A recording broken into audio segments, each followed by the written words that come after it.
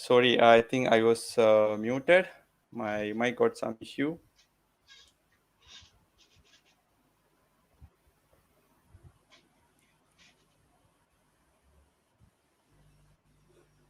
Okay, hope I'm audible. Sorry for that. Hope the audio is clear now. Okay, hello everyone. Sorry for the trouble. And welcome to 16th episode of TechBeatly Live. Thank you for joining us for today's session. My name is Ginish. Today we have special guests to discuss and guide you all on the Ansible journey. I would like to introduce Amit and Soumya. Trust me, they are very enthusiastic about Ansible automation and many other technologies.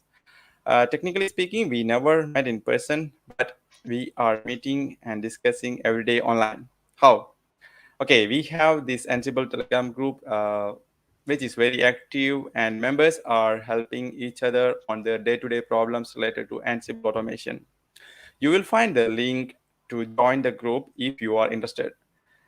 Today we have a very interesting topic like how to start with Ansible. Amit and Soumya will share with us the do's and don'ts and other details very soon. Before we start, this session will be recorded and will be available in the same YouTube channel, same URL. We will also share the slides later. Please check the description of this video to find the links to download the slides or the GitHub repositories. Not now, later.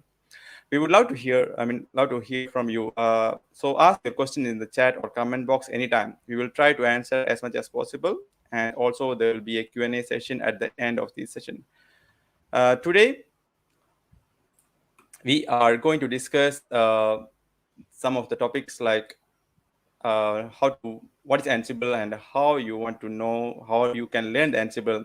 So you have to learn the core or basics of Ansible. Then how to use the Ansible configuration and inventory files. You have to use the default files or you can create your own custom files, etc. Then some of the important Ansible best practices for the beginners. Then some common mistakes beginners do.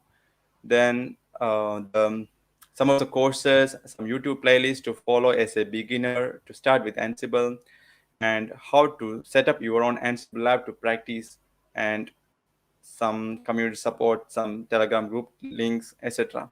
So this is basically will be very useful for someone who want to start with Ansible, like they are stuck with where to start, how to start, etc. things. So I'm not uh, going in detail. So I'm just handing on my stage to Amit and Soumya. Yeah, your stage is yours, please. Hey, thank you, Guinea. So, hello everyone.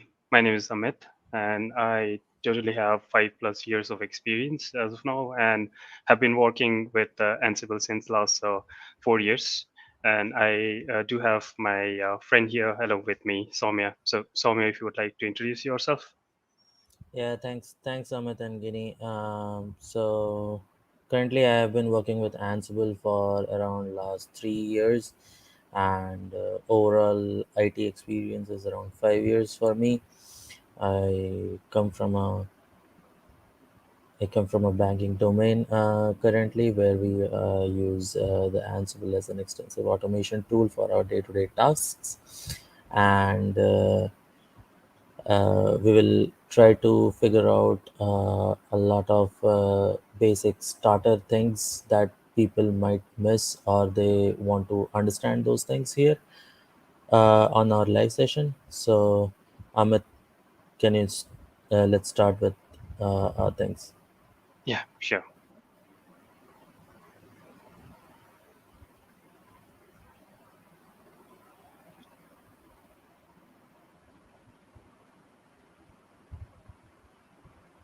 All right.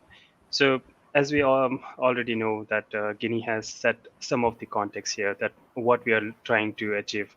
So the main motive of today's discussion is that we wanted to come up and help the people who are starting with the Ansible. So the overall discussion is for somebody who is new to Ansible and who is just started with Ansible. So we have been observing a lot of small minor mistakes that any new person would be doing with the Ansible when trying to develop, the Ansible playbook. So that is what we would like to cover up here. So let's start by knowing the basics of Ansible playbook.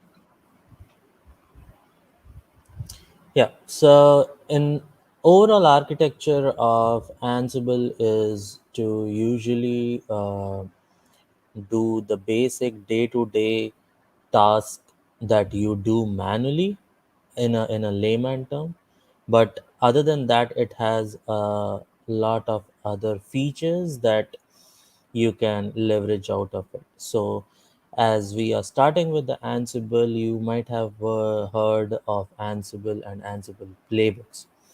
So so the main basic three items which are actually required to create or write some playbooks are kind of the three items like modules, tasks, and plays. So overall, modules, tasks, and plays, you I would say in a short is like modules are the individual items, combination of modules. You can have multiple tasks that you want to achieve, the overall tasks, and there might be a combination of a lot of tasks which will result in plays, which we will be discussing in a lot more detail in the next slides. So yeah, Amit, next. Okay, so as Thomas said, right, and a simple Ansible playbook is basically a compose of modules, then tasks, then the plays itself. So we basically wanted to let you know that as a beginner, it's quite important to understand what module is, what task is, and what play is, because these three subset basically makes what is your Ansible playbook. So if you see here, and module is nothing but a parameterized component. It's like a small program with some parameters, right? And this is what basically behind the scene does the job that you ask Ansible to do for you, right? If you have been from a normal programming background, you can take module to be similar to something like a function in any programming. So if you see here, we have copy as one of the module, and this have few parameters or the attributes like source, basically what you want to copy, destination, where you want to copy. Once you copy this file from source to destination, then who will be the owner, who will own the group, like basically what this owner and group will be associated with this file, and what would be the mode of this file once it is copied, right? And usually we do operate in different platforms like platforms. We may be operating with a Linux platform and then the Windows platform. So these modules are corely written in Python when it comes to the Linux side of platforms. But when you are operating with Windows platforms, right, then we have the modules written in the PowerShell. So as I said, as soon as you trigger your playbooks, right, the simplest thing that Ansible does is that it will transfer all this module from your controller machine to your target host, and that is where it will execute this module. So in a short form, if you want to understand what is module, module is nothing but a small subset of tasks. So one module will be one specific task, and when you combine different list of or a subsequent list of uh, modules grouped together, right, that is what will achieve the idea or the automation you're looking forward for. So if we see here, what is a task? So as Amit said, one task is equal to one module or one function that you want to do. So suppose, as we can see here in the slide, we are actually, this playbook that is being shown here, we are trying to achieve is like install the HTTPD and firewall D and enable the services. So if you do it manually, there will be a certain steps, okay, that you will be going to install the HTTPD module on a particular server, then install firewall D module. If there are some configuration files that you want to manipulate or update as per your organization settings, you will do that, and then you will enable the services and you will start the services.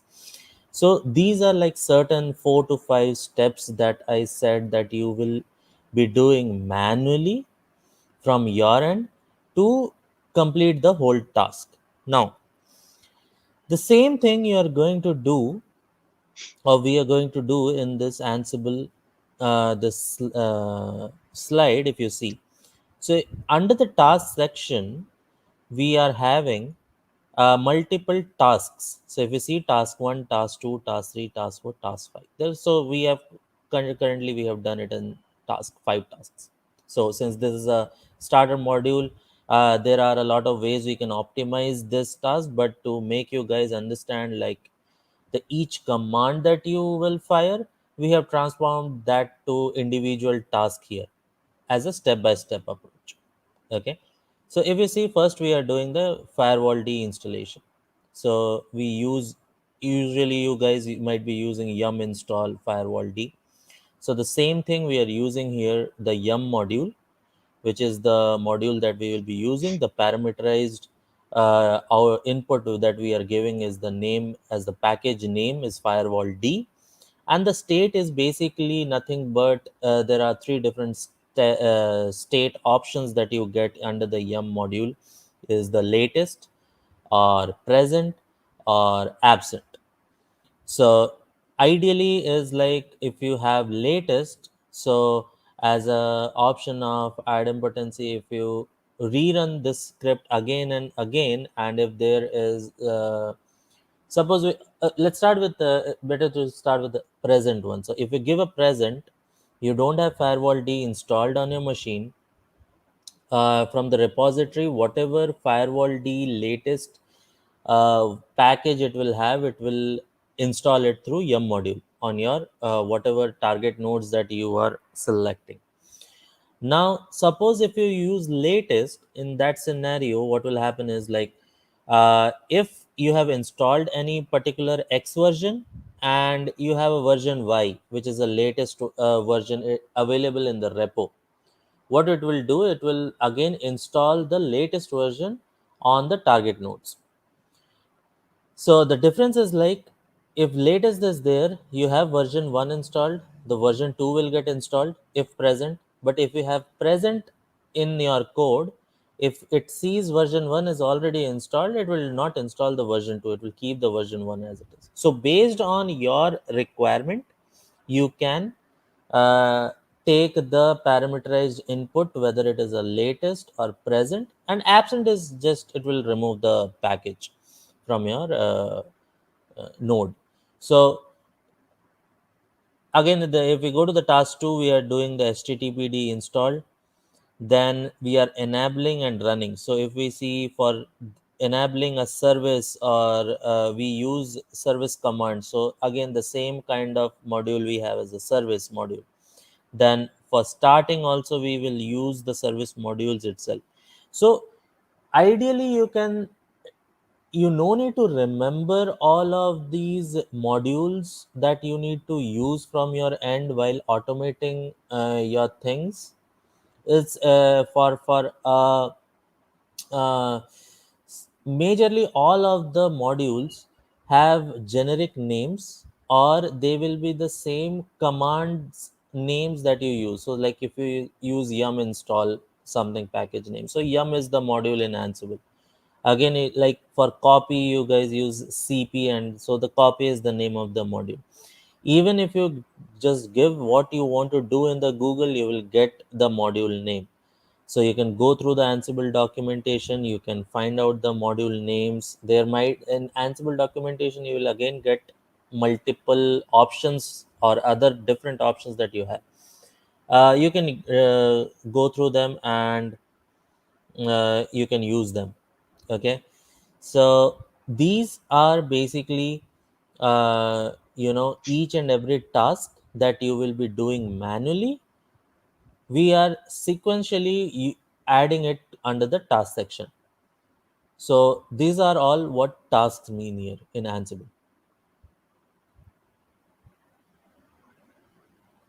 Okay. So as a part of the Ansible playbook, we have already seen that what is module, what is tasks. Now let's see what is an Ansible play. So this is what in a sequence when we put everything together makes a complete Ansible playbook.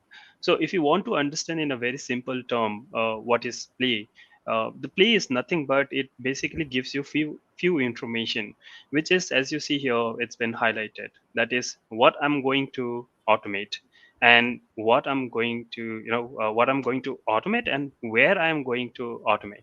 Now, let's try to understand how plays are put together along with tasks and along with module to make a complete playbook. Now, if you see the screenshot, this whole line of code makes your Ansible playbook.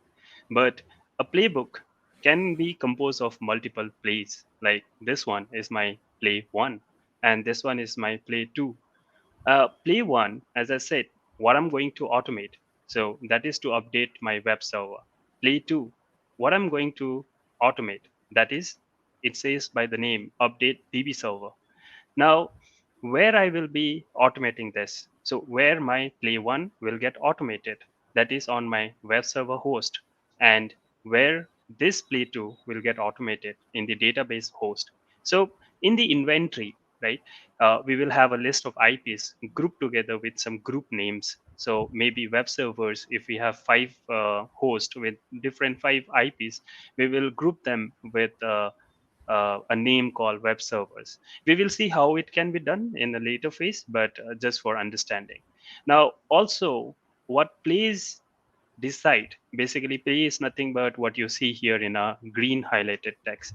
So it also decide the control behavior of your playbook, as in what will be your privilege level, whether gathering of the remote host will be done or not. That means gather fact will be true or false, and whether they become true. So if you notice, all of these tasks somehow requires your root level of permissions, right?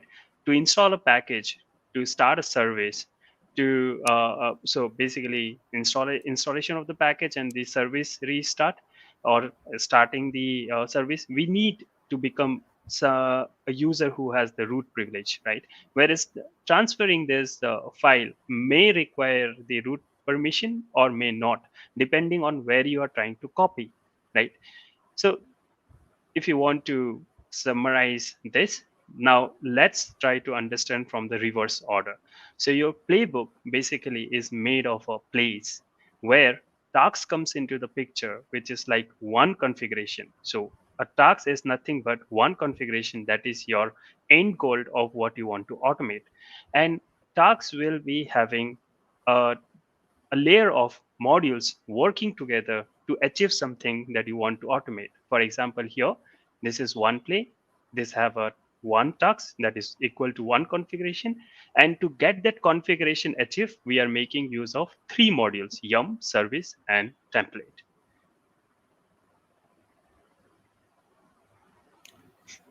Okay, so now if we are moving to some more in-depth configuration items that we have for Ansible.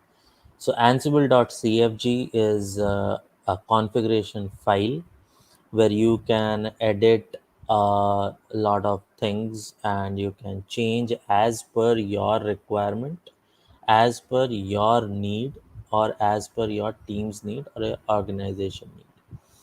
It usually it is an editable file that is present under etc ansible ansible.cfg.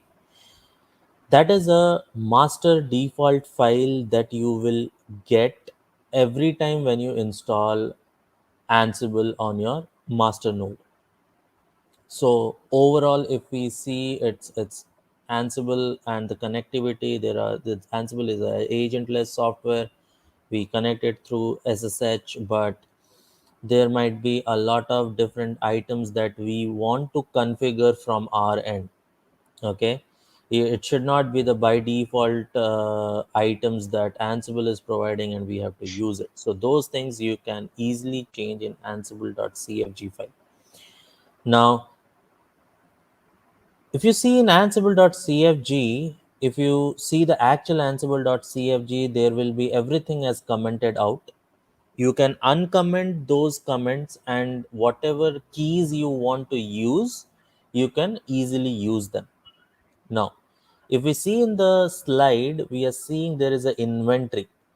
Inventory is nothing but the host file or the host inventory that you will be running. Inventory will be actually the target nodes on where your playbook or the task that you are trying to execute will get executed. So it will contain all the details of that particular host in the inventory. We'll talk more about inventory in the later slides, so I'll not go in deep on that. And if you see other uses like remote user is equal to ADM automate. Okay, so it's like remote user. Like usually in Ansible, we don't we take a particular user that we use to connect from the master node to the target nodes every time, and that user might have pseudo privileges to run the root level commands from the playbooks. So that remote user, you can simply hard code it in the ansible.cfg and it will take it by default from there. Okay, similarly the system warnings, host key checking. So host key checking is basically the first time when you connect to a new host, it tries to capture the host key map in it known in the known host list for from the master server. So sometimes it creates some issue while connecting to the sh connectivity, so you can totally make it you can disable it by using this kind of walls. Then there might be some deprecation warnings, like if you are using some kind of module which is present in 2.7 Ansible 2.7 version, and probably in 2.11 version that module is going to be deprecated, or some new module can be replacing that particular module, you will get a deprecation warning there. So if you don't want those deprecation warnings, because you guys might not be upgrading to that particular version which it is recommending in future, so you can suppress those warning logs using like deprecation warnings equals false. Log path is something like whatever Ansible screen that you see when you execute Ansible playbook command, all that output will get logged to a file. So for your future references, you can refer those log files, like what exactly happened when you ran that particular playbook, like that. Okay, so these are the internal items of ansible.cfg. There are a lot of things in ansible.cfg. You can, when you install, you can go and explore more of the keys and values that you can put in ansible.cfg. But the main item here is, we never recommend you to use or edit the ansible.cfg that is present in etc ansible ansible.cfg. Okay, so you guys might be having a question, that is the master ansible.cfg, why you guys don't want to use it or like that. It might be a reason. So I give you a so there might be some scenarios where there are two teams. Okay, there are two teams who are using the same Ansible master server to create their own playbooks. Okay, so which means the two teams are going to use the same ansible.cfg to create their playbooks.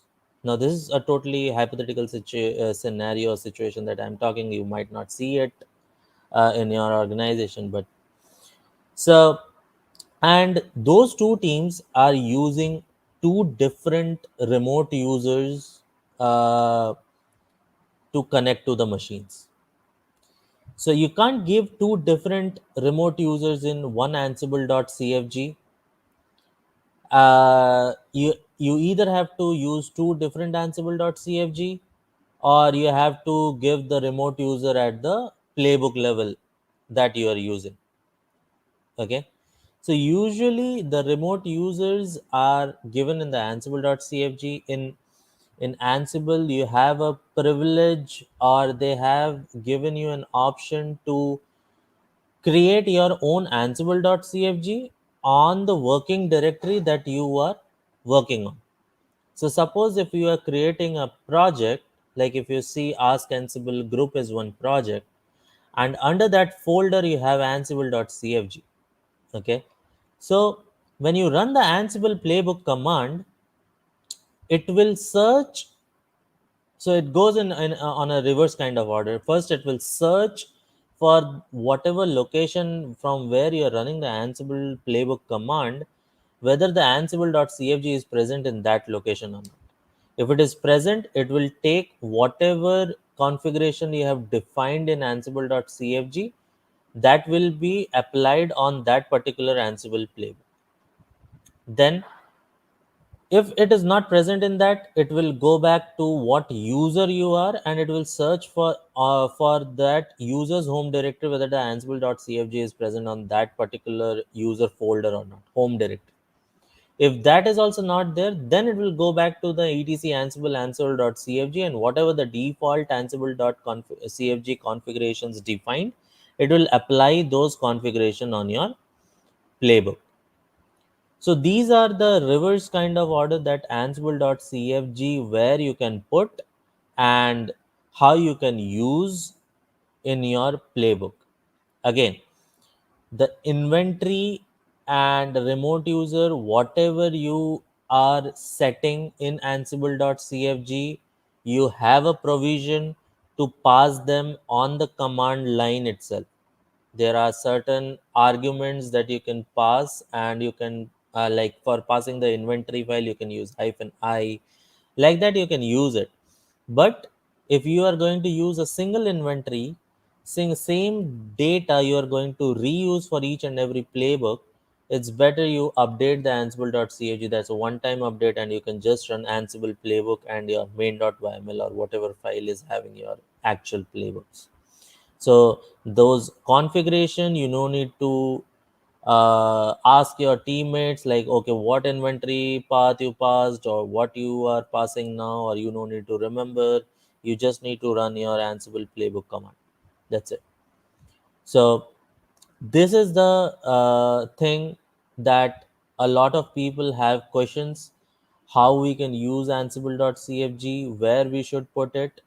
As a thumb rule, make sure not to use the etc ansible.cfg, or else whoever is using those that particular master Ansible server to run their playbooks, by default that ansible.cfg that is placed in etc ansible will get applied to all the playbooks for each and everybody whoever is running on those things, irrespective if they don't have ansible.cfg in their working directory or home directory.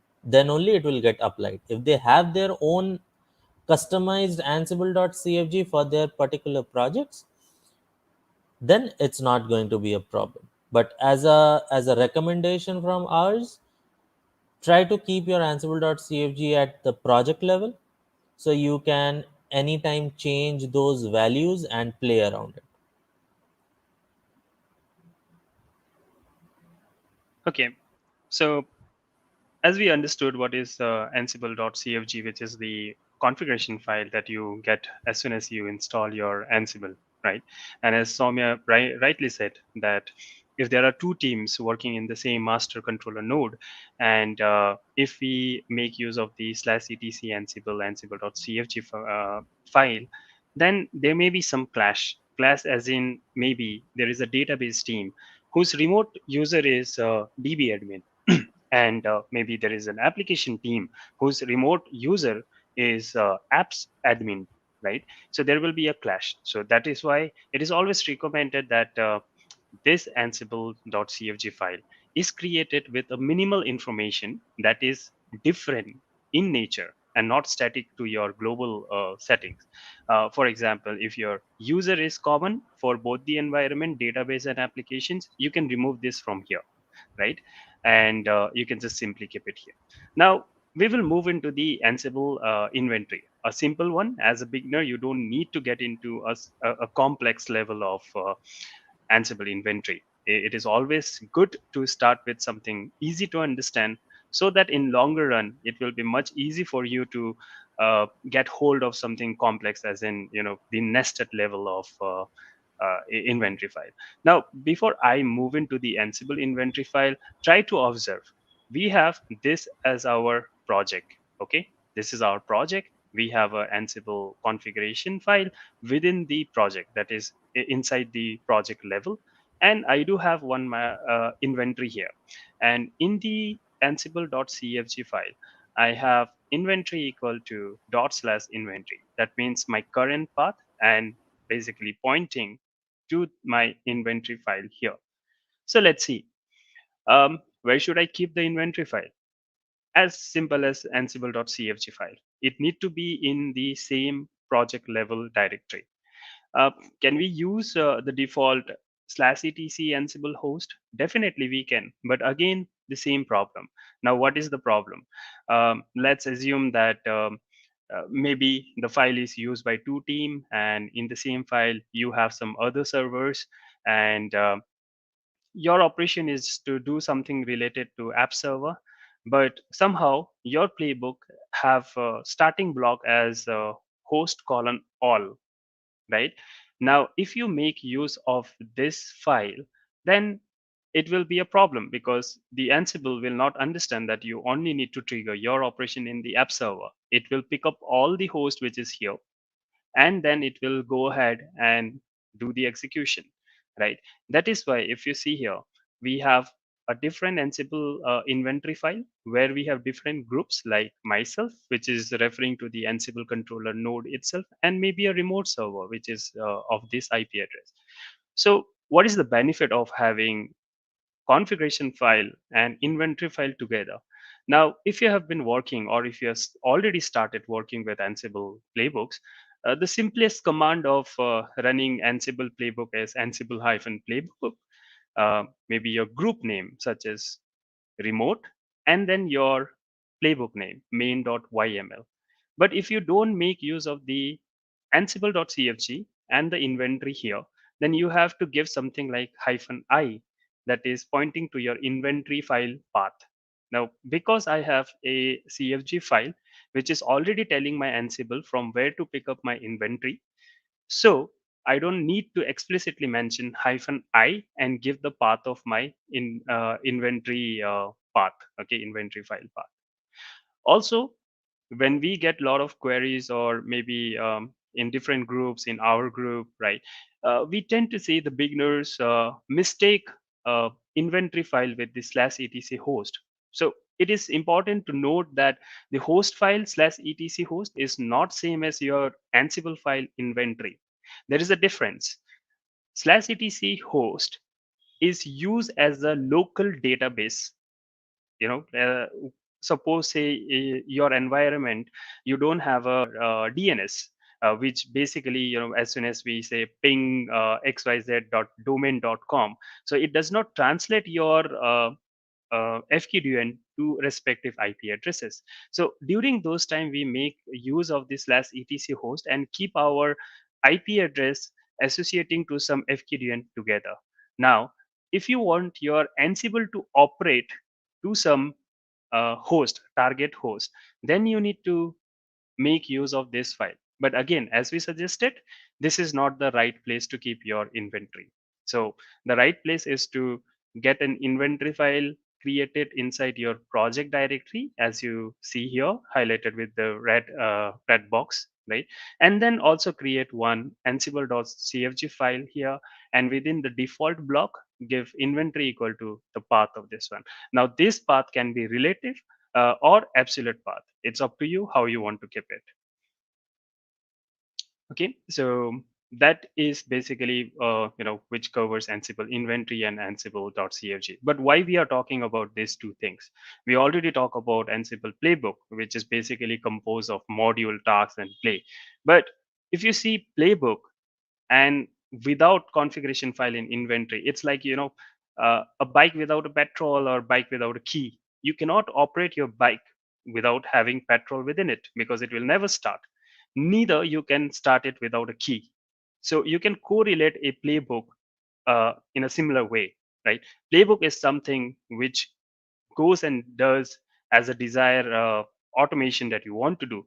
But without the ansible.cfg file, it will not be able to get most out of it, right? Basically, the configuration that it needs to use. And inventory is basically where you want to do the operations. So if you don't have the path or the target setup that I want to do the automation in this server or this remote host, then it does not make any sense, right? So let's move ahead to some of the best practices for beginner. Again, reminding all here that these best practices can vary in nature, but we have handpicked some of the best practices that will be handy for the beginners. That is somebody who gonna start with Ansible or who has already started with Ansible but somehow struggling to know what is the best practices. Soumya?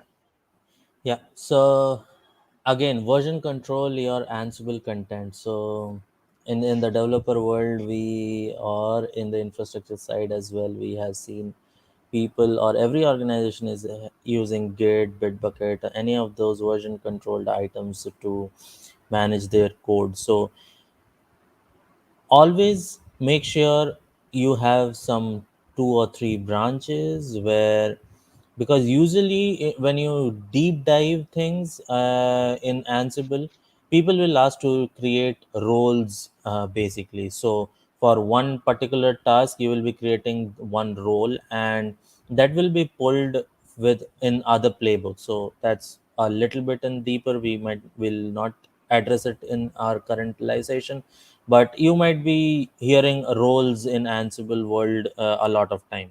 That is one of the key items. So suppose you have two branches where one is one where you are developing, and one branch you can keep for your stable version of that role, which can be pulled in any other of the playbooks which other teams or other people are using. So that way your development is not going to be stopped. Anything you test is not going to reflect to the other playbooks where that particular role is getting called. And once you are confident enough your development item is correct and you have updated all the changes, you can merge that development branch to some other branch from where that content is getting pulled or that role is getting called. So yeah, Amit, next. Okay. So one of the golden thumb rule when you start as a beginner is that never start with complex thing. As you are learning, it is always a best practice to do a coding of a simplest playbook, maybe a playbook with targeting to one host, and then making use of a copy module, as we have seen in the example of the module itself, right? That even that is a task, that is a playbook which basically copies something from your controller host to your target host. So start with basic playbook and keep your inventory very simple. Don't try to do something very complex, because if you start with complex, then you will end up getting into the problem. And when you get into the problem, basically you don't get the fundamental that is required to get something out of the Ansible. So always start with the basic, maybe a couple of weeks or a month. Once you're confident that, yeah, this is what playbook is, this is what inventory is, we kick off. And once we kick off with the basic and the fundamental being cleared, right, there is nothing which stops you out. Okay, so this is one of the major basic thing that you can keep always, because whenever you execute any task in your playbook and you need to use the output of that task to your later other tasks. Okay, so here if you see, we are using the first task to find files that are older than 30 days. We will use the find module that the task will get executed, but we need to store the output. It's like variable storage or on the fly variables that we need to update or keep, so that that variable can be referred to our later stages or later items or tasks that we are going to do. So currently, if you see here, we are doing a register as output. Now, output register, it's not like what you think is going to get logged in the register. There are a lot of data that get logs into the registers that we create in or any register that we have for a particular Ansible task output. There are a lot of data, starting for what time it got executed, what was the different, or how much was the execution time for that particular playbook, what was the standard output, standard error, what command you executed in case of shell modules, whether it got changed or not, whether it was skipped. All those data you get in when you just debug that register output. So if you see the second task, we are basically debugging out the register output.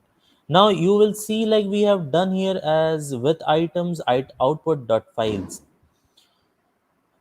As a beginner, whenever you are doing debugging of a register, try to first debug the actual output itself, or I mean the actual register name itself. So debug message, instead of item.path, give your output first, see what you get.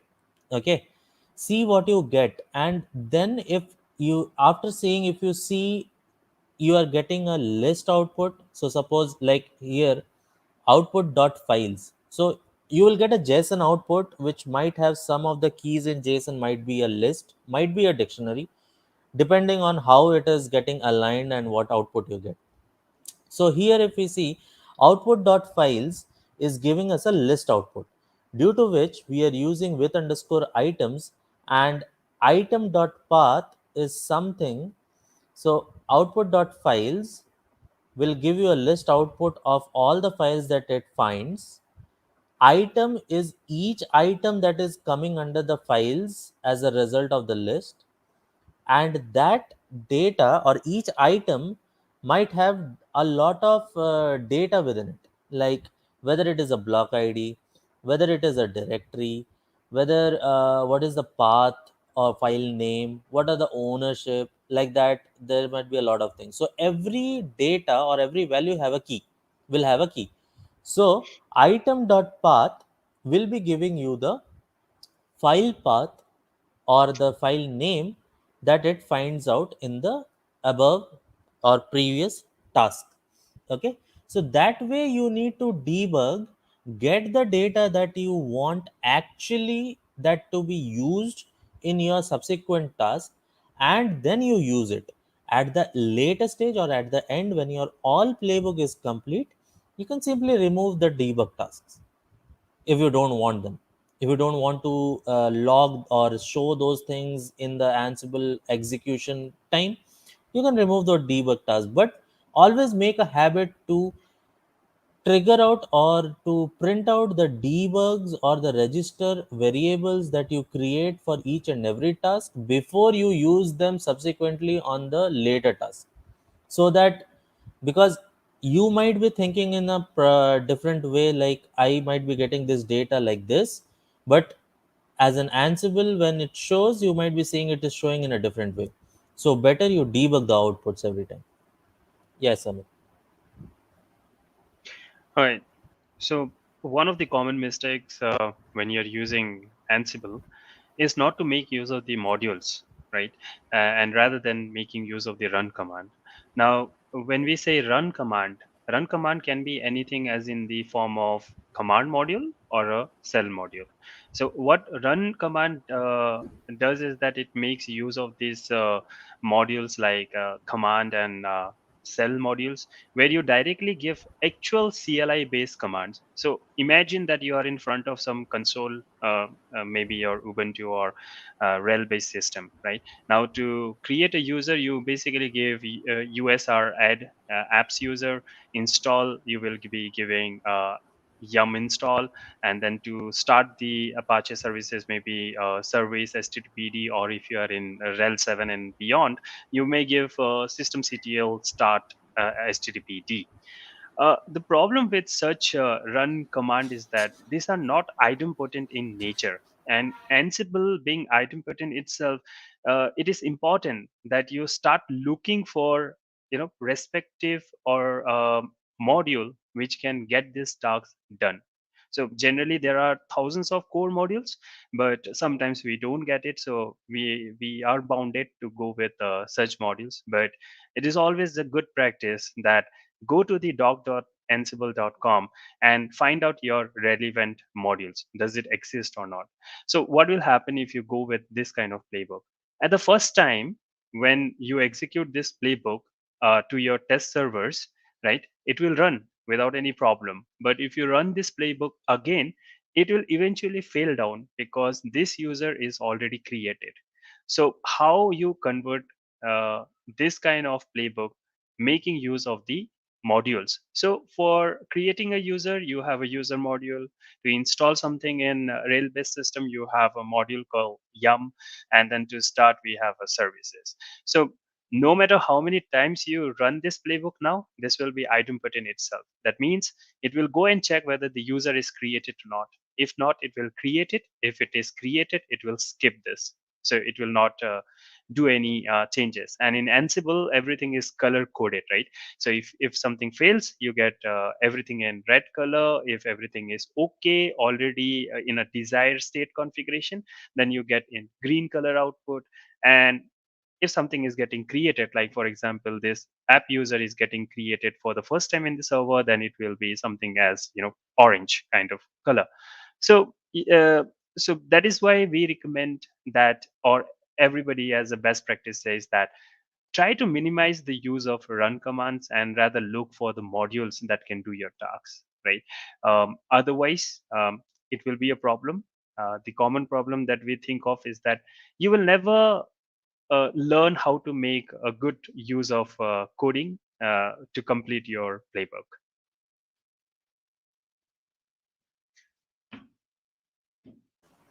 Okay, so the next thing that we have as the best practices is naming each and every task that you have. So, if you see the difference in the first part and the second part, if you see, we don't have name part in the first thing, we are only directly having the user, and in the second thing, we are giving a name as create test user one.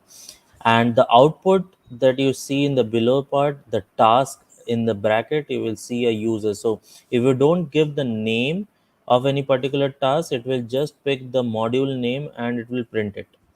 And if you just give a name, it will give whatever name that you have given, and it will not give a generic module name. So suppose you have 600 lines code where you are using the user module 10 or 15 times.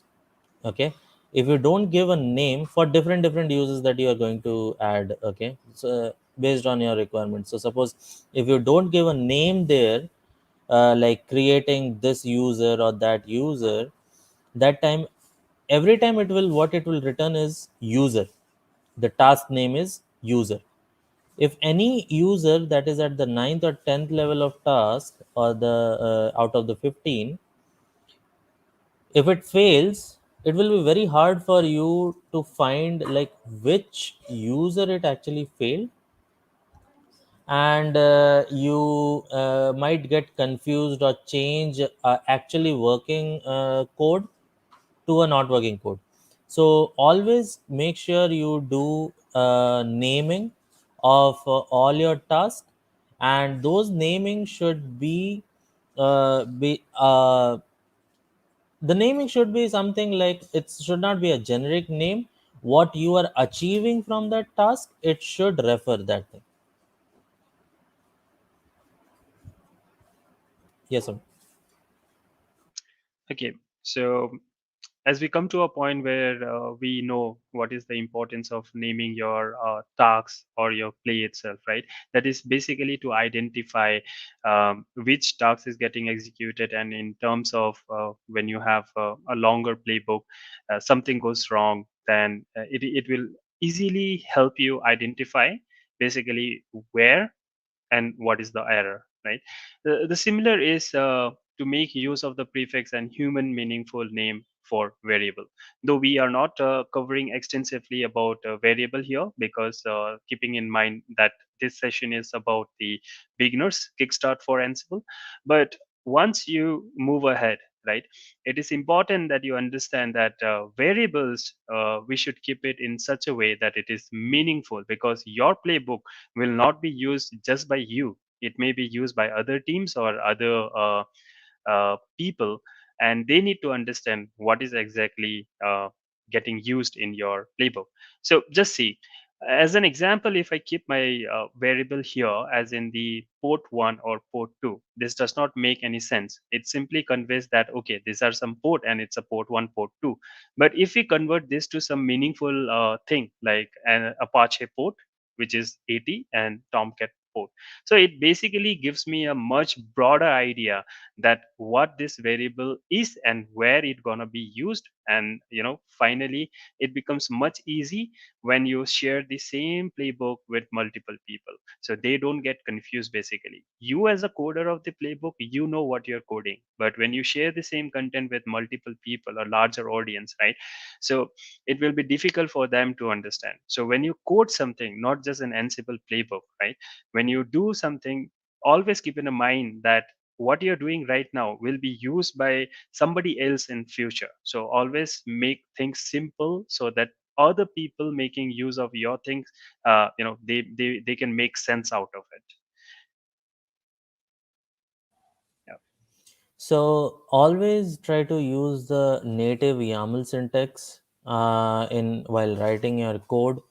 So in some of the practice sessions or YouTube videos, you might be seeing the first approach of writing playbooks. You might see this. I won't say this is a wrong approach, but usually these are not YAML syntax related kind of approach of writing the playbook. The second one is much more easier and much more understandable in terms of the users or the modules that we always use.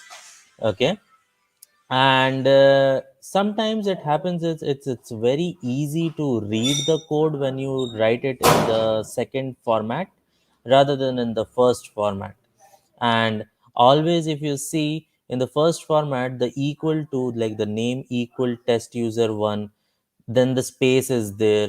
Again, those space are very required, and they are like sensitive kind of things. So if you give a state space equal present, it's not going to work for you. You have to always make sure like those spacings are always correct. And if any one of them goes wrong, suppose you are getting giving 10 or 20 attributes in a one single line, it's again going to be a one long single line that you have to manage. So better, as a suggestion, always go ahead and start writing your playbooks in the second method. That will be very easy for you to manage. Only thing, this is always, this is again a key value kind of pair. You might be using the JSON outputs and the JSON things. So key value, you know the format how you pass it, so that will be very easy to use and update. Okay. So one of the best practices is to turn off your gather facts. Now, if I happen to explain, gather facts is nothing but a kind of module itself, or a plugin, which basically goes to your remote servers and collect all the information related to your remote server. Now, this can be as simplest as your host name. So what it will do, it will go and communicate, the playbook will go and communicate with your target server and fetch all the information related to your remote server in some forms. So Ansible underscore host name, Ansible default IPv4 addresses. So all this will give you the IP related address, the host name, and similarly like that you can have BIOS and kernel related information. But you should always keep in mind that this execution takes time, right? It needs to go and connect with your remote server, fetch all those information, which is very large detail in nature. So take it something like this: you're operating with one or two remote server, that is fine.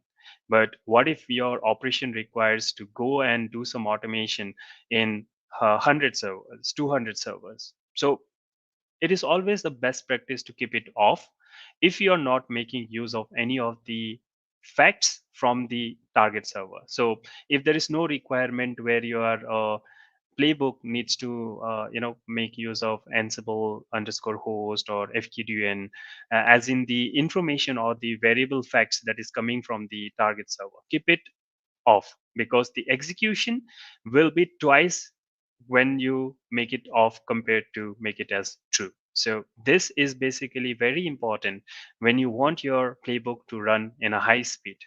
If you don't, then it will take some time, or some time, maybe 10 seconds, 15 seconds. Now if you calculate 10 seconds into 6 machine, it's already 1 minute, right? Imagine that same thing happening for 600 machine. So only to gather the facts, it will take a larger amount of time, and nobody likes that. So if you don't need it, very simple, keep it off, make it false. Again, so don't hard code your any data or anything that you are using uh, while writing your playbook. Okay, changing a 600 line hard coded data is not a recommended solution. Instead, for all the variables, if you pass, there are var section that you can use where you can list down all your variables with the keys and the values. Just changing those keys will reflect everything in your code. But since this is for the beginners, as a starting practice, what you guys can do is you can always hard code things in the starting phase or the first playbooks, 3 4 playbooks. You try to hard code the data, try to execute them, and see what results you get. Once you are satisfactorily completing that your first playbook, then the next step for you should be to change those data into a variable format. Keep your variables in the var section, pass those variables in your playbook, and see if they are working as expected or not. If yes, it's good. If no, then see what changes can be made to your variable sections, because there are a different kind of data types which when you pass directly on the command line or inside the playbook, they behave differently. But whereas when you pass them on the var section, they might different behave differently. So it totally depends on how you are passing the data, a string, float. A lot of scenarios you will get in your day-to-day activities in your organization, which you might explore and see. But for now, what we recommend is hard code the data first, then try to create your skeleton, create your whole playbook, and then see what things you can convert to a variable kind of thing. Once you do it, you have one single playbook that nobody is going to touch. Only if there is a change in future where variables needs to be updated, you just need to update the key value pair, and that's it. You don't need to go through the 600 or 700 or 1000 lines of code in Ansible playbook and find where which tasks these things are getting used and need to update them.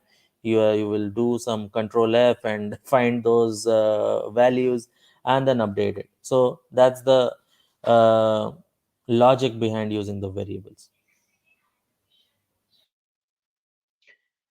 Okay, so the last thing which can thought of, which we thought of basically as a best practice for the beginners is to, um, don't hesitate when it comes to reconfiguring your Ansible. And what we mean by this is that making use of your separate ansible.cfg file.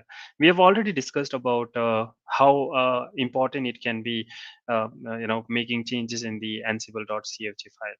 So don't hesitate in order to do something. Learning phase, everybody do make mistakes, but with mistakes only we tend to learn it, right? But try to do in such a way that it does not impact much. So start with small, then explore more. So I won't be covering much in detail because Soumya has already covered Ansible.cfg file related section in a very nice and a deep manner, right? So the only thing I can say here is that never make, uh, personally, I'll suggest that don't make use of /etc Ansible slash Ansible.cfg and slash host inside these directories, because these are global in nature. It is shared by each and every projects that you create within your Ansible control node, right? So just make sure that you create these files within your project directory and do experiment it, because that is how you will learn it. As a beginner, that is more important. So those are, just to add to this, those are given as reference points, which you can take and copy and create your own ansible.cfg and the inventory. So treat them as a reference files that you are getting, and play around with them as per your convenience. Okay, so what to keep in mind as a beginner? Okay, so first thing first, the first point we have seen in our group, a lot of people directly jumping into heavy playbooks. They have 1,000 lines. Those are like calling hundreds of roles in it. And at a one, if you see the screenshots of those kinds of playbook, you will never understand which playbook or which task is getting called from which file, or which role it is calling. You need to deep dive into those kinds of playbook. As a beginner, I understand there might be scenarios you might have to submit things on deadline, but never do it. You are only going to get disappointed out of it. It's really disappointing when you're starting your journey with Ansible and you start doing on heavy playbooks, because when you start doing with the smaller playbooks, simple playbooks, you will gain confidence. Then you do a step by step approach. And when you go to or see those heavy playbooks, at one shot you will understand, okay, this code is coming from this file, I'll need to refer to this file.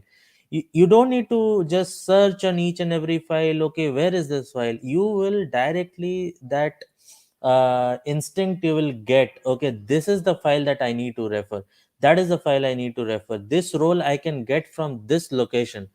Okay, and those are the things that you get instinctively when you start using small playbooks. Then you go to the variable part, then you use loops, then you use roles kind of things in your playbooks.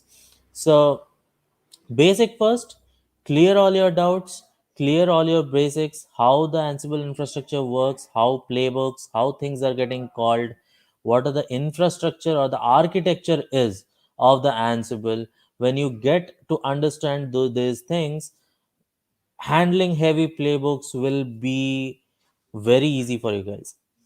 Again, I have already covered all the 4 points in my talk, so I won't go in deep more. Amit, for the next. All right. Now, I think about uh, everything what we have talked so far. This is quite important as a beginner to keep in mind. Try to avoid some mistakes. So we went through, check few of the queries, a few of the things that have been coming in very heavily from a few people in different groups. I'm not saying in our group only, but we have noticed this mistakes being repeated multiple times in different groups. So we hand selected few of them. As Romya was saying, keep it simple, keep your basic clears, right? Once your basic is clear, then only you can do wonders. So don't blindly use code from internet. because uh, if you use code without studying it, without properly seeing it or properly understanding it, and if you tend to use such codes in maybe by mistake in your production environment or in your dev environment, it may create a lot of problem. So yeah, if your basic is clear, definitely you can go to the internet like GitHub or Ansible Galaxies, refer the code, understand it, and start customizing it or directly use it. Because once your base is clear, you will understand it, right? So as I said, don't jump into the playbook coding directly. First, try it manually. See, automation is nothing rocket science. Now, automation is just that you're telling some highly advanced tool to do certain tasks that you have been doing in a day-to-day environment. Now, if there is a task that like create user, and after that add it to some group, and after that make it associated to some files, do this, do that. So all these are kind of day-to-day job, or maybe if you are deploying some databases, right, everything have some sequence. So those things try yourself manually.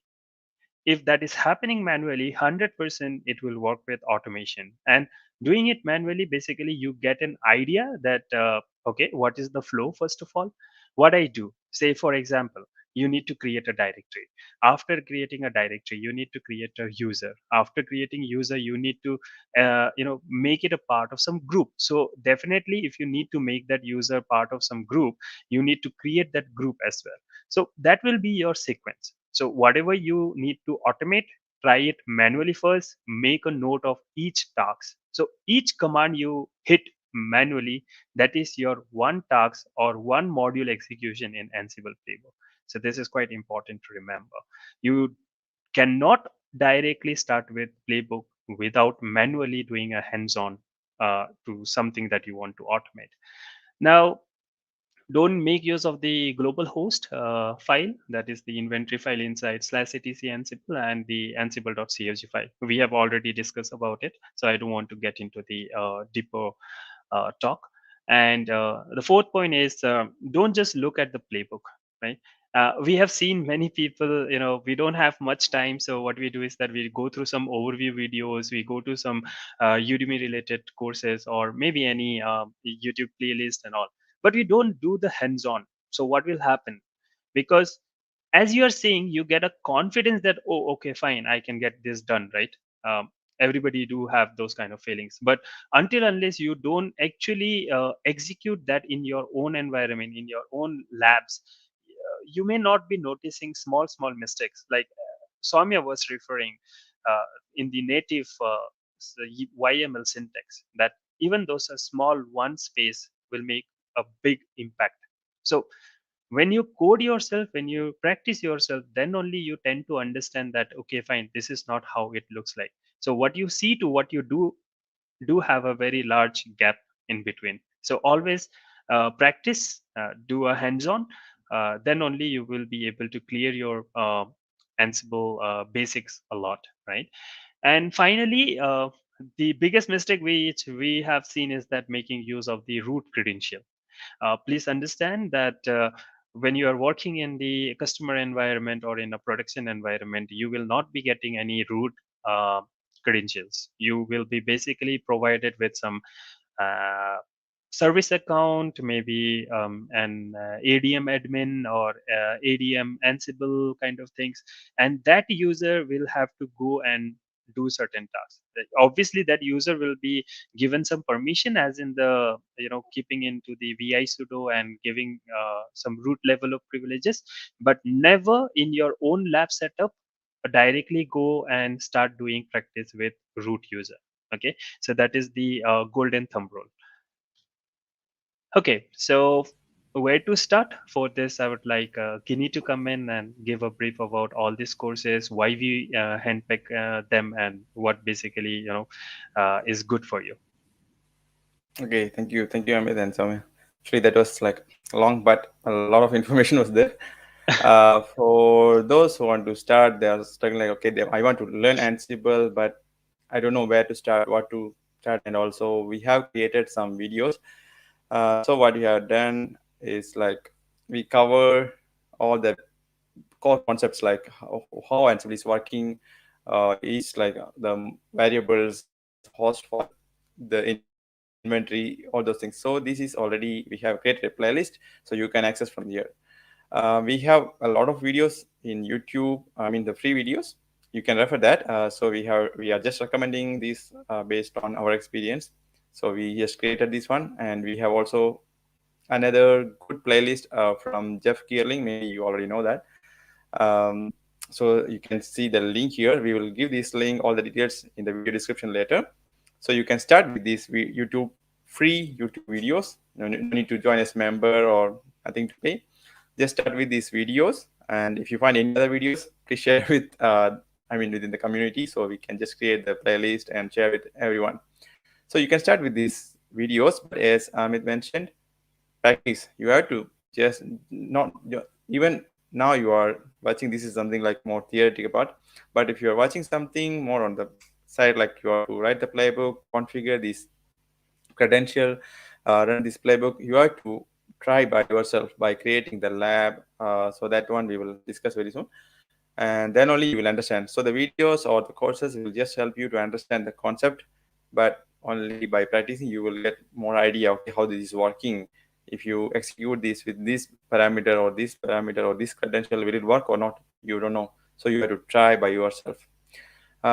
Let's say if you think the videos are not enough, not good, or you need something structured, then you can of course go for some paid courses. There are some courses in Udemy and other platforms, there is one from Code Cloud. You maybe you already know by his name, number, and this is called Ansible for the absolute beginner. So they cover end to end, like from beginning level, what is Ansible, how it's working, and the Ansible.cfg, all those things, and then slowly they explain everything. Let's say you have to learn something more, you want to do something on your workplace, then you have another course like Ansible Advanced with a hands-on for the DevOps, not only DevOps, system engineers as well, from the same team, Code Cloud. And we have a few other Udemy courses for Ansible. We recommend based on our experience, based on the community recommendation. One is like dive into Ansible from James Purin, and another one is Chris Lansford, mastering Ansible. So you can just Google it, or we can just provide the links for these courses later. So try this one, and if you want to, like maybe you already know, okay, you have some use cases, then you only know how it looks like. So if you want to improve on the Ansible coding, there might be like best practices. People are using different mechanisms or different methods to write this playbook. So just search around these GitHub repositories. There are a lot of repositories, public repositories, where you can see these Ansible playbooks, configurations. They use this organized way of keeping these inventory files, playbooks, roles, collections, etc. So read it. You will, of course, it will take some time to understand, but read it, then you will understand. Okay, we are making a lot of mistakes by using wrong methods or wrong parameters for this playbook. So read the GitHub repository, you will understand more. Of course, you can try that and apply in your workplace or in your playbook as well. Okay, so this resource will be shared later at the end of this session.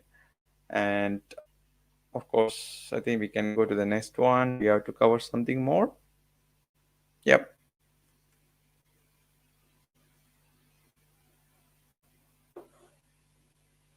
I Okay, yeah, think, thanks, Kenny. yep. So, everything comes to a point that without practice, it does not make any sense. So, when you're dealing with the technology, it is always practice, practice, and practice that will make you core in any technology. So, how to do that? First of all, you need your own lab infrastructure to do that. Once you have your concept clear and your lab to practice around, then think of some daily base use cases that you do in your job environment. Maybe try to automate them, even if you are in a daily manner. If you're getting a request to create um, multiple users in multiple servers, then think that how Ansible can do that for you. Because Now just imagine SSH, doing an SSH to 10 servers and then creating 10 users in each of these servers. That is like 10 into 10. It's a long task. Then if you do a simple, nothing is small. Even that is a use case, and that can be converted into Ansible Playbook. So that will help you in a long run.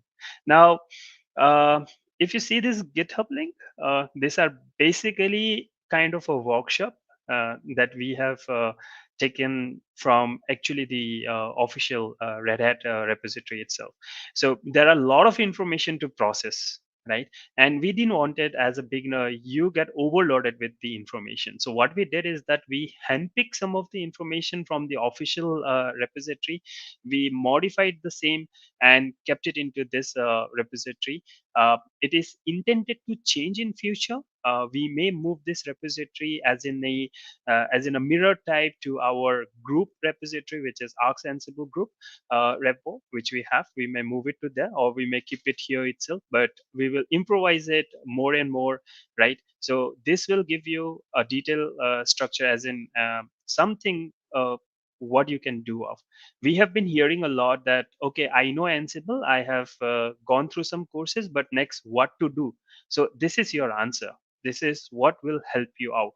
So if you go through this repository, but before going to the repository, let me just show you how fast you can create the lab if you want to create of yourself. Okay, fine. So I have two nodes here. So the first thing what I did is that I have created two VMs. One is my Ansible master, one is my Ansible node, right? So what we have to do in order to make our lab ready. So let me go to the Ansible master node first of all. So the first thing is that I have a user created called ADM Automate. So this will be my Ansible user that will basically communicate in all this remote host, that is Ansible node 1. And this is what I'm going to use to get things automated, okay, not the root user. So first thing first, can I ping, number one, can I ping to my target node, which is of 168.4.101 IP? Yeah, I can do that. Second thing, in my target node, I need this user because this user will do SSH and then start the operations, right? So what I have to do, uh, this is your lab environment, so you have to create it for the very first time. But do remember, in your actual workforce environment, you will already get server provision with all these basic things like users already being created with root privileges already being assigned to it, right? So I'll just logged in as a root as of now to my client node. Let me open the terminal. Let me check the host name first. It is quite important that the proper host name is also set up. Let's create the user. So user add ADM automate. Okay, so looks like it's already created. Okay, so that's good. If it is already there, let me check. Do I have it or not? Yep, it's already there, right? So that is how you will create. Just give user add and create this user. Second thing is that set the password for this user. So give it some password.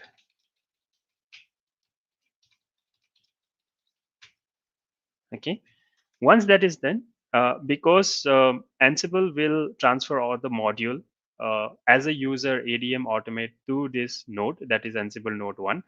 And there may be some conditions like you need to install the packages and all. So we need to make sure that this user, which is your ADM automate, have the root privileges in this node. As I said, in your lab environment you have to do, but in the actual production environment or in workplace, this will be automatically provisioned for you. So let's go to vi sudo, and if you see here, I have already added some permission for this user. That is, it can execute all commands as a root permission. And when it executes that, it does not need to type the password, because if you run some Ansible tasks and then if you had to, provide the password again and again, that does not make much sense. So this is what, as a prerequisite, you have to do in your control node. Now, in the master node, you have to create the SSH between your master and the Ansible node. So let's see if we have already generated the SSH keys. Okay, it's not there, so I have created. Now I will copy the SSH key as a ADM automate user to 192.168.4.101, which is my target node, and it will ask you to, okay, so let's try to understand this. If you see here, when I try to do the SSH copy for the very first time, or even if I do SSH ADM automate at this IP address, it is prompting you to accept, do you want to continue connecting, yes or no. This is what in the ansible.cfg section, Soumya was referring to host key checking equal to false. So that is what it will help you. So in certain cases like that, it will not prompt you for this problem. Okay, it will directly go and add the details to your node. Now give the password of your ADM automate user in the target node, whatever you have set. Now that is there. Let me check if I can do SSH as in automate user to my target system. Yeah, and I can do SSH from my master to my target node. And if I see host name, this is my target node. Let me exit out of it. Now, few thing that we have taken care is that the user is created here. Root privileges is set up. Here we already have established the SSH passwordless communication from my master to my target node. Next, let's install Ansible. Now, in order to install Ansible in your RHEL-based system, you need to uh, install a repository package which is called EPL release. So this is nothing but a yum repo. So let me install that.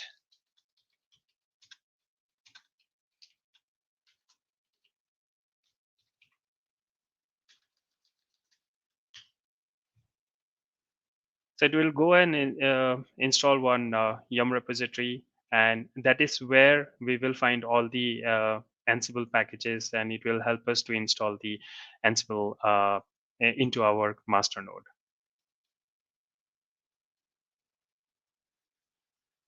Yep. So if I can show you yum repo list.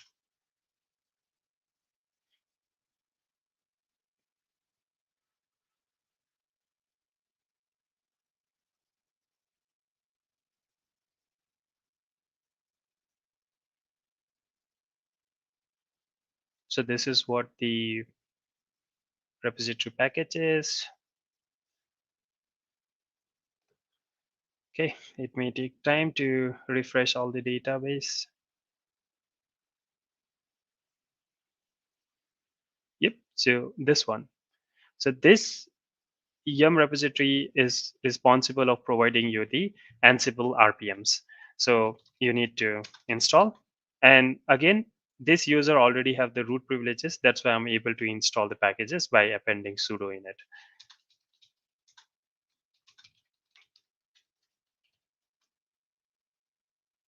Okay, there is a process already.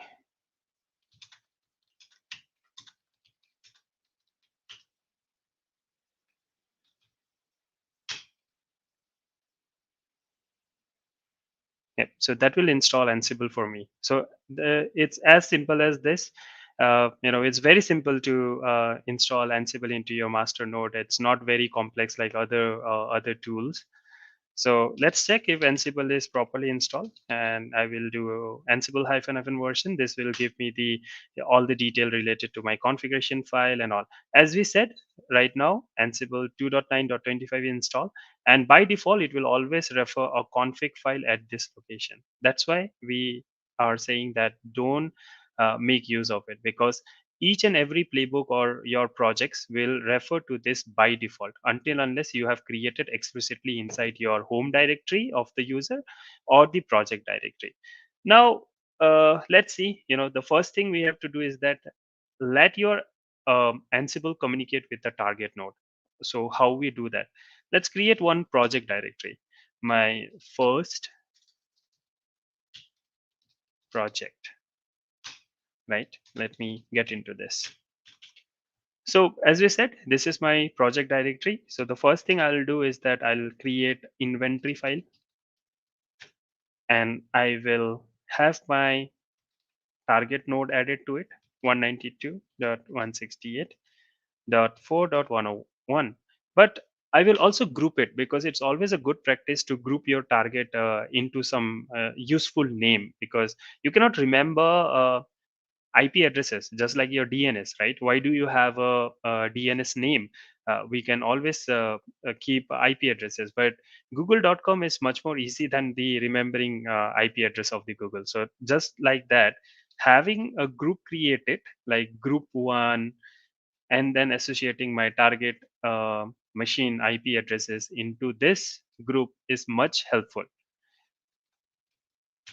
So inventory is created, but now we need to tell our Ansible that I need to refer this inventory and not the inventory inside slash etc Ansible slash host.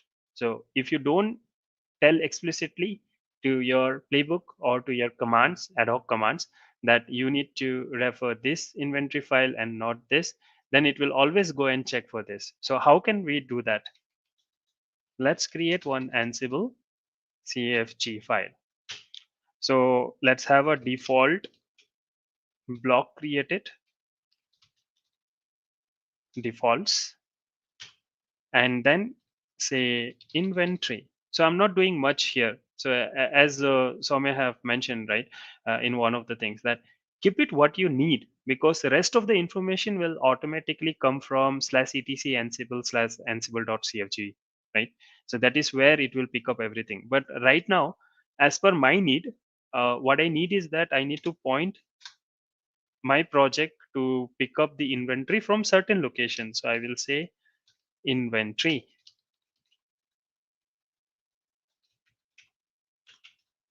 right? So let's see what we have it here. Now we have a ansible.cfg file, we have an inventory file. So inventory file have my target machine IP, which is grouped to some name called group one. And I have ansible.cfg file, which is basically telling anything I run from this project. So when I run Ansible commands from this project, it will directly refer this CFG file, and it will let my Ansible commands know that the inventory I'm referring is this one, is basically this one and not the default one. So let's see if I'm able to ping my target host or not. So I'll say I'll use my group name here, group one, and I'll say -m for module and ping. Yeah, so now I'm able to get that done. So as I'm able to ping, what next, right? So that is where this link will come handy, or courses as such. Now you have your lab, right?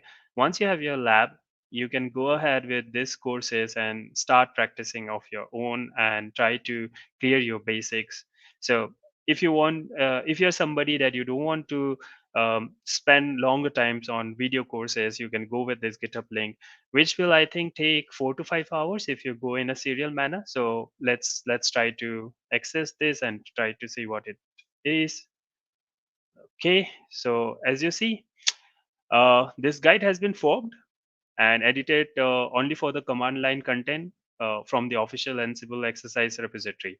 So if you see here, we have a table of content, basically the label diagram. As we all know that Ansible will be a control node, and it will, it's a agentless, and it use SSH for Linux, WinRM for Windows, and it communicates with your all the different nodes. So how to utilize all these things? Now, if you come here, this is where your exercise are. So check the prerequisites. Now this will tell you how your labs are. So in our case, we already created the control host. Now we need to have one managed node at least. We understand that having multiple VMs in your local environment will be difficult. um, and personally, I tend to go with a local environment because not everybody can make use of the cloud instance. So if you cannot, just install VMware Workstation or VirtualBox in your laptop or desktop if you're still using one, and spin up some VMs. So even if you are running with a low memory, as in 4 GB, that is enough, because you just need to assign 1 GB or maybe 512 MB as a RAM to your controller node and to your master node. So maybe 1 GB, 512 MB, 512 MB, or you can give 1 GB, 1 GB, and all.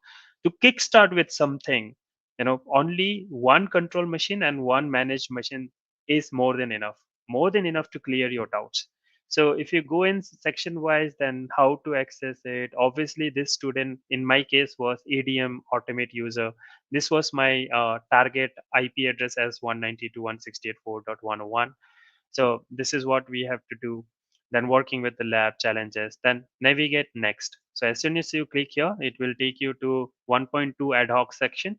And here we have more how to set up your inventory. So this is how you set up your inventory, right?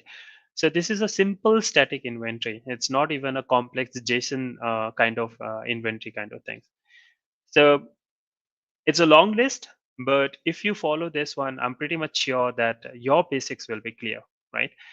So that is all from the practice part, how you create your lab, and how you can make utilize of this GitHub repo as a beginner. It's not only for the beginners. Even if you are an experienced people, you want to go around with everyday hands-on, yeah, you can make use of this. You want to go with something more advanced, you can check out official repository of Ansible that has more content, but this has been handpicked and edited in such a manner that it will be useful for the newcomers, the beginner people. Yeah. Okay, so yeah, Soumya, up to you. Yeah, so we have our Ask Ansible Telegram group where we all meet and clear all the doubts that we have, or any of the group members have. They post their queries with all the details that they can provide, and anybody from the group who can fix or gives the suggestions, those are all we discuss over this Ask Ansible group. We are 500 plus members strong now, and we are a really active group in Telegram in case of Ansible. And the whole idea of having this group is to guide you to the solution, and uh, to provide you the solution to some extent. But yeah, a frank feedback from us would be like, you won't be getting a ready-made playbook in our group anywhere. And we will guide you, we will give you the contents, we will tell everything that you need to accomplish your task or your playbook. But at the end of the day, you have to get your hands dirty, and it will be for your benefit.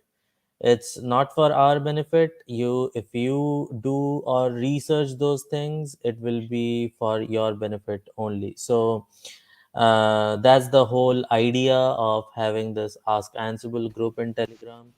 And yeah, we will be always be there, having to happy to help you guys at any time.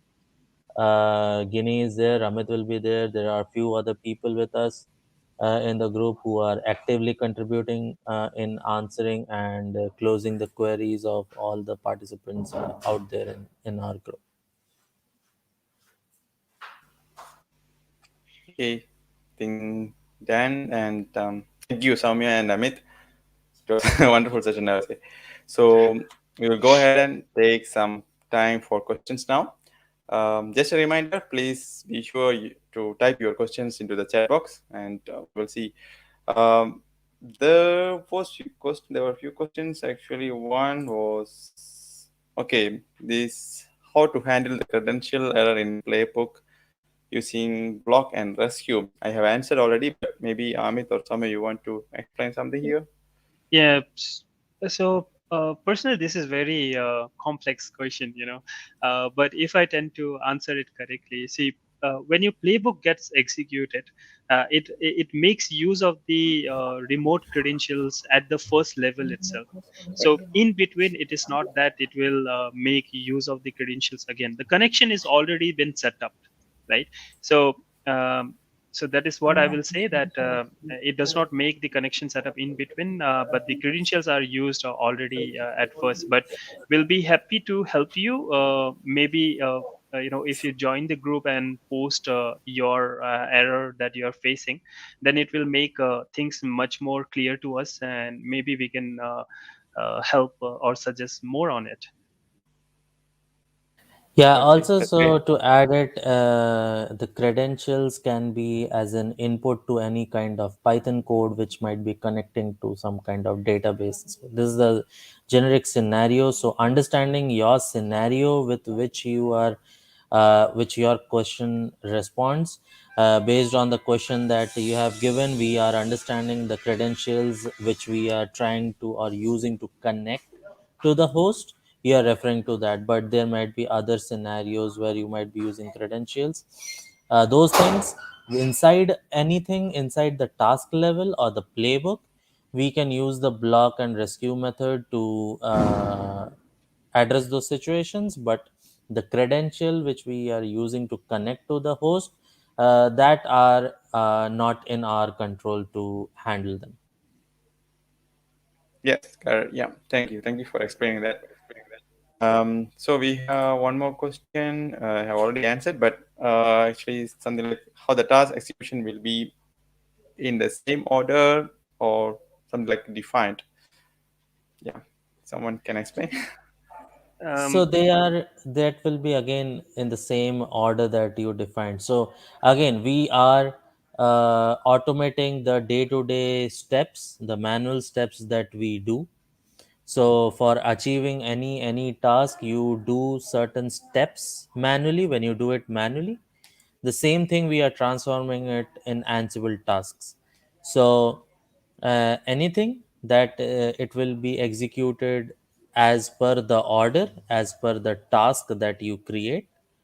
Now there might be certain tasks that might not affect your order based on the playbook, but that totally depends on how you are playbook or what exactly you're trying to achieve.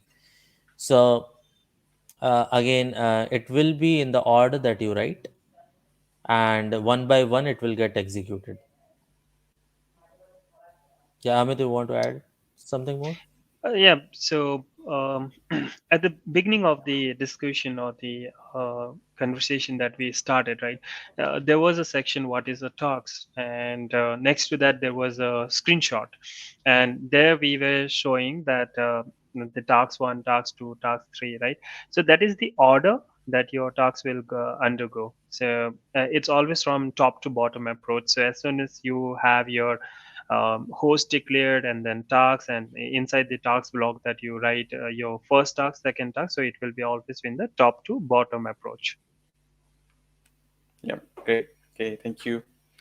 I think it's like we have covered all of our questions. I cannot see any other question. Maybe we can expect questions in the video comment or in our group later. I think we are good. And Amit and Samir, thank you so much.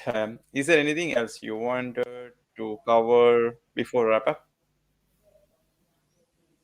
Well, I think we have covered Almost all. more. Yeah, it's Yeah, we longer than we expected, but it's all because we wanted to get into some deep dive. I know that few topics had been explained in a longer way, just because these are the things which we have been observing in some past couple of months in different groups, and we don't want the beginners to undergo this one. Definitely, this is not a practical session. It's a theoretical base, but if you understand the whole conversation, right, it will help you in the longer run. And yeah, for any other queries, feedbacks, or any suggestion that you need, right, you can always join the group. We'll be happy to suggest something. But yes, definitely it's an open group. It's kind of community, right? So sometimes you may not get queries, so don't feel that nobody is looking into the query. Everybody looks at it. It's just that maybe there may be certain situation that people may not be able to revert on time, but do revert back with your queries. Yeah, Yeah. to add to this, all your queries will be reverted back, probably not immediately, but we try to address, because with my past experience, I have seen we have addressed almost all the queries. We have tried to address them within an hour. That's a good record that we hold. If I am addressing, or Amit is addressing, Guinea is addressing, whoever is free or to take up the queries, they are addressing. There are other peoples also in the group who address the queries and answer the questions. So it's a kind of a open collaboration platform for us, where we collaborate, and anybody with who are with us, if you have created any kind of videos that is related to Ansible, you want to share, the platform, the Telegram group is open to those things. You can share your knowledge, you can share your GitHub links and everything. And yeah, thanks Guinea a lot for this platform and having this live session for the people. Thank you. Yeah, Okay, that's great. thanks a lot. Yeah. Thanks a lot, Giddy. This was Yeah. a Okay. wonderful opportunity for us. Yep, indeed, we wanted to do this from very long time, but we didn't got much exposure. This was a good platform provided because rather than uh, doing something for an expert base, like use covering some use cases and all, we thought that this is much more needed because people will be able to do much more things once the basic is clear. We also Yeah. struggled at one point. We also faced the problems. That is what we wanted to highlight. Nobody is perfect. Everything gets perfect as you tend to go in a longer run with more and more practices. So yeah, so we all are in same boat.